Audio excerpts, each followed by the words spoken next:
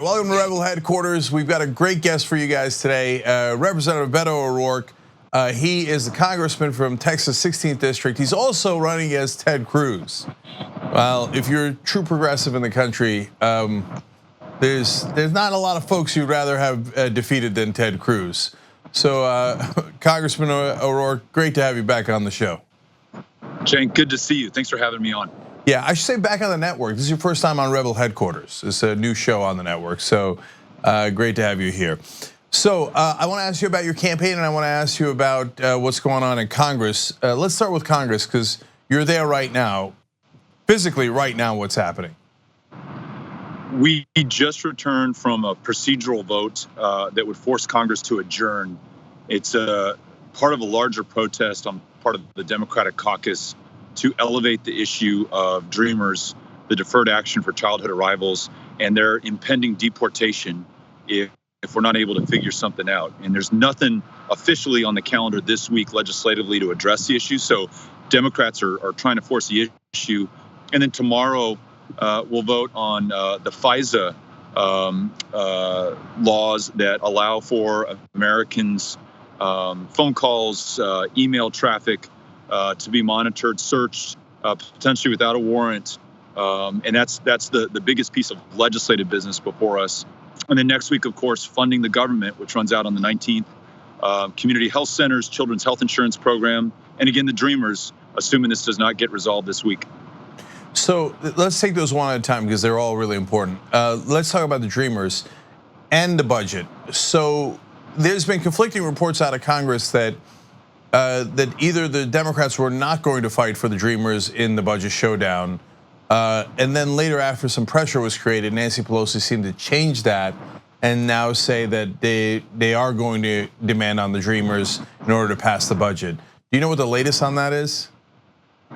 Not from leadership, but I'll tell you for my part, being in Texas with 200,000 Dreamers, there are a few states with more to lose if we don't do the right thing. This may be the only opportunity to force the kind of compromise that will necessarily include Republicans to get it done. I would just, Cenk, really quickly add one other very high priority for me personally, and I think for Democrats, which is this children's health insurance program. In Texas, 400,000 kiddos depend on CHIP for their ability to see a doctor. And as you know, in some states, they're already sending out the cancellation notices. And these are parents who don't earn enough to enroll in Medicaid, earn too much for private insurance. These are kids who are going to have diminished outcomes, I think diminished lives if we're unable to get this extended. So those are my top two issues going into this budget or government funding negotiation. So if you don't get those two, would you vote no on the budget? I would. Yeah, I don't see how you could move forward knowing that you've left so many behind. And as you know, the Republicans have more than enough votes to pass a budget on their own in the House and in the Senate, and they have the presidency. So if they would like for me to help, and I'm absolutely willing to do so, they've got to listen to me and to my community. And for us, it's CHIP, it's Dreamers, it's kids, really. And I hope there is some consensus forming with Republicans to do the right thing here. Okay, and let's talk about FISA for a second. So what's your take on the request for warrantless wiretapping, and where does it stand in Congress now? I don't know what will happen tomorrow. I don't think I can support the proposal on the table that would essentially allow the federal government to search your communications without a warrant. And there's a great apocryphal quote that those who would sacrifice some liberty for security should enjoy neither, from Benjamin Franklin. And I think we're at a perfect moment to test this and to really see who we are. Again, as with some of these other issues we've already talked about, I think there's a broad coalition of Republicans and Democrats who are on the same page on this one and want to make sure that there are greater constitutional safeguards for U.S. citizens and that we don't have warrantless searches on their private communications. Well, I don't know. That's an issue that crosses partisan lines. So I have no idea which way the vote would go, because there's some libertarian Republicans who would join you and say, no, we shouldn't have warrantless wiretapping. Perhaps they've even read the Fourth Amendment. But there's a ton of Democrats like Dianne Feinstein who love warrantless wiretapping, and so you have a sense of the count there as to which bipartisan team's going to win, the one that's read the Fourth Amendment or the one that hasn't. Right. I don't know, and I'm like you, a little bit unclear on how this is going to come out.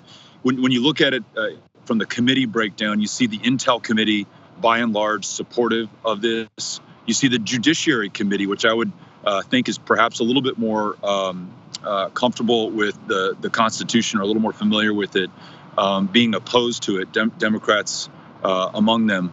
So that gives me some hope that there's an effective, compelling argument building to stop this effort, and then come back to the table and see if we can't find some consensus around protecting individual liberties, specifically the Fourth Amendment against unreasonable search and seizure, something that we who live on the border are very familiar with, where we live under basically suppressed constitutional protections, where I can be searched in my community because I'm considered part of the border. And I want to make sure that we don't undermine other Americans' privacy protections and our constitutional safeguards. So hope very much to be able to carry the day, and I'm working as hard as I can with Republicans and Democrats alike to make this case. So let's stay with the border, because I want to ask you two things. One related to the DREAM Act that you talked about, and one related to your campaign. So on the DREAM Act, it seems like everybody in the press is saying that the trade is for some sort of border security. So if Trump or the Republicans are to give the Democrats the DREAM Act and actually protect incredibly productive members of our society, in return for those hostages, they'd like more in border security. It's one thing to have more staff, for example, but do they mean a wall? Would the Democrats vote for Trump's wall? I sure hope not. And as one of the members who represents the border at the place where it meets Ciudad Juarez, El Paso and Juarez, forming one of the largest binational communities anywhere in the world, I'm going to give them our perspective. We are one of, if not the safest cities in America, not in spite of, I'd argue, because of our connection with Mexico, because of the fact that we're a community of immigrants. And check this out. So you have some of the most conservative editorial pages in Texas saying the same thing. The Fort Worth Star-Telegram today saying, don't use Dreamers as bait for a wall. The Corpus Christi Caller-Times saying, who's this O'Rourke guy? He says he's a Democrat, but he's against big government coming in and taking Texans' private property to build a wall on their ranches, their farms, their homesteads. We were just on the border where we saw that DHS, Department of Homeland Security, is already putting the stakes in for a wall at a place that's literally 1 mile physically away from the international border, taking all of that property away from private property owners.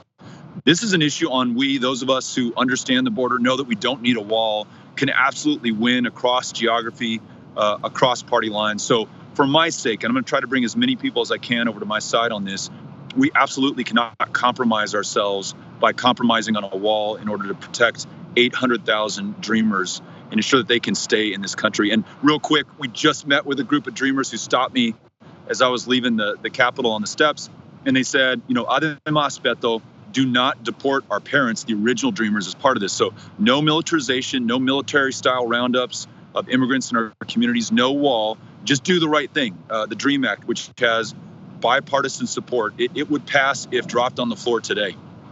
Okay, so this is why it's important to have more progressives in Congress, because on close issues like FISA and the Dreamer issue and what kind of deal you're gonna get, not just whether you're gonna get a deal, but what kind of deal. So Beto O'Rourke, obviously in the House now and vying to get into the Senate, running against Ted Cruz.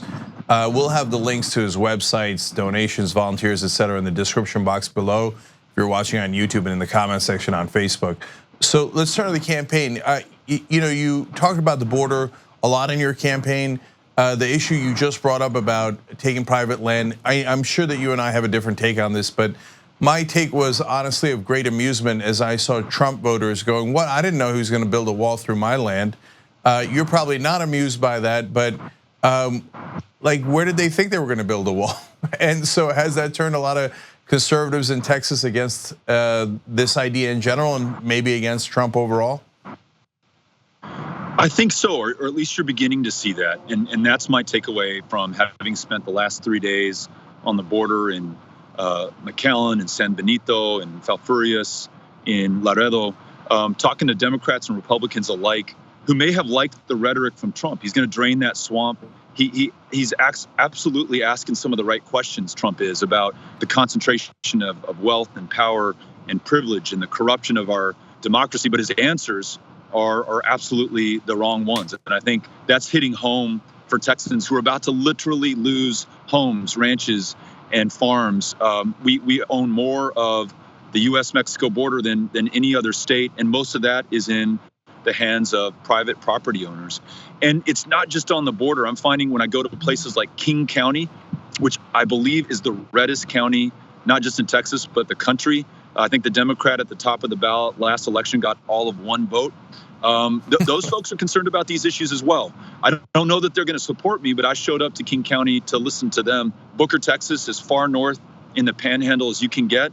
I believe they just deported the salutatorian from Booker High School, and that community, overwhelmingly Republican, gets how stupid that is. Everything they've invested in that kid, just as it was about to pay dividends in whatever he was going to create in Booker, Texas, is lost to them. And if against the odds of not knowing the language, not having family, not having connections in his country of origin, if he's still successful, that success benefits that place, not Booker, not Texas, not the country. This is one where we win, where we stay true to who we are. And those dreamers I just met with are so amazingly heroic. They said, look, Beto, stand up for the DREAM Act and don't compromise, even though that means it would be our safety and our security if you were to compromise, to get a wall, or you compromise and you have more deportations.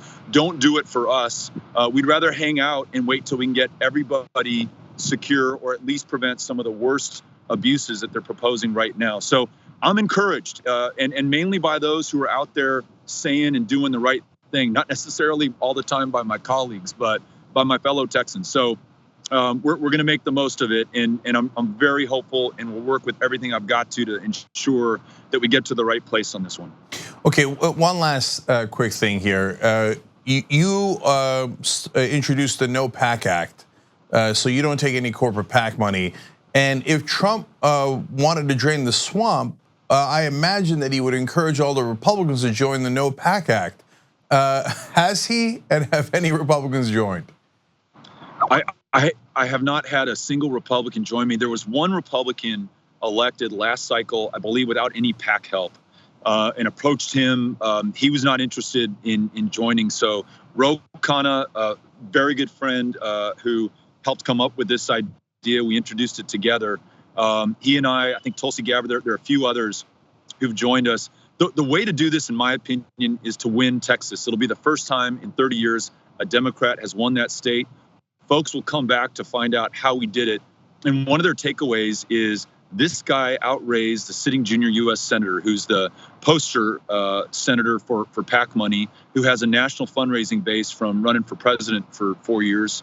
And they outraised him. The average contribution online was $25, and they won. And so we've got to walk the talk, win one of these races, and then de facto that becomes the condition upon which voters give their support to other candidates, other current office holders. I think that's the way to do it.